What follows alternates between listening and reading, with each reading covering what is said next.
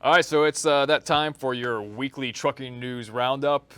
We got Mark here with me, and Mark, I know that as usual, you've been pretty busy this week. Yeah. So I think the first thing that caught my eye on some of the stuff you've been writing about was chameleon carriers, hot topic this year. What's the latest on that? Yeah, so it's basically part of my coverage. I've been, the highway bill, the Build America 250 Act has been released. It passed through the House T&I committee, and now it goes to the House floor for a vote. And what I've been doing is a series of stories kind of looking at what is in this highway bill and why is OOIDA calling it the most pro-trucker highway bill in recent memory.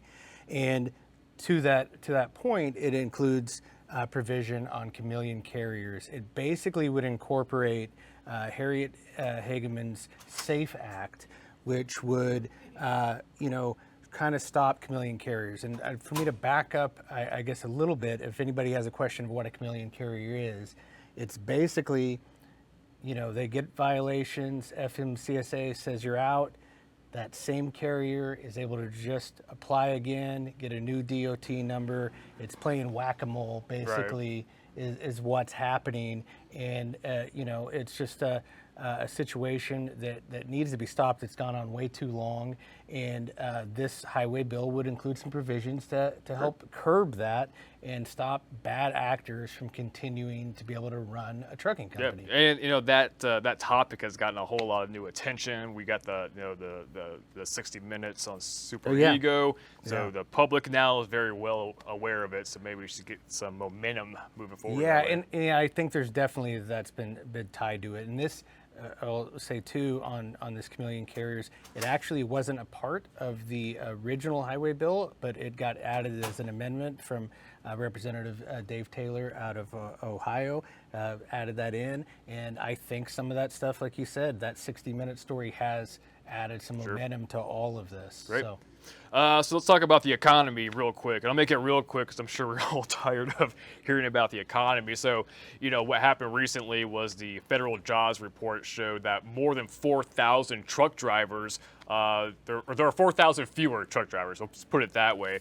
Now, what makes that interesting is that, rates have been going up. We have seen capacity shrinking a lot in the past year or so. It's a combination of policies and economy. There's a lot of factors involved here. So there's a lot of indicators, economic indicators that things are going well, as we have seen. Yeah. But the thing is, that's not the whole story. So manufacturing is 60% of for-hire freight, right?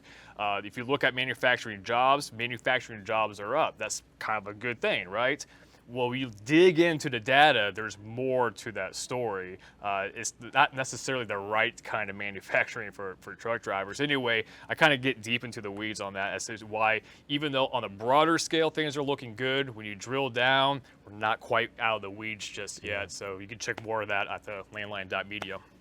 And so with that being said, I know another thing that everyone's been talking about is driverless trucks. What do you have on that? Well, there was a Senate Commerce Committee meeting just this week, and it was about technology innovation. And of course, AV trucks is going to come up out of that. And the part of the hearing that caught the attention most from me was basically we had two main people testifying on behalf of trucking. ATA President Chris Spear and a representative of the Teamsters, Cole Scandalia.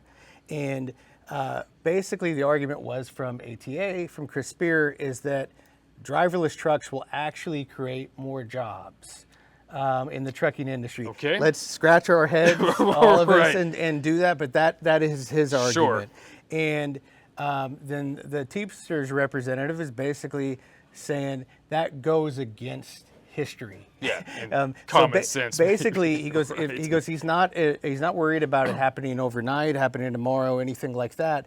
But if this does get perfected to and go into prime time, the idea that companies would have the technology to cut labor costs and not do it just goes against just Yeah, common sense. and Yeah, and, basically. and history. That it just hasn't been done. Yeah. So so it's a very interesting there. I encourage everybody to go to landline.media and check that out. Yeah, as Mark said, we got deeper dive into those stories and much more. Again, check it out at landline.media.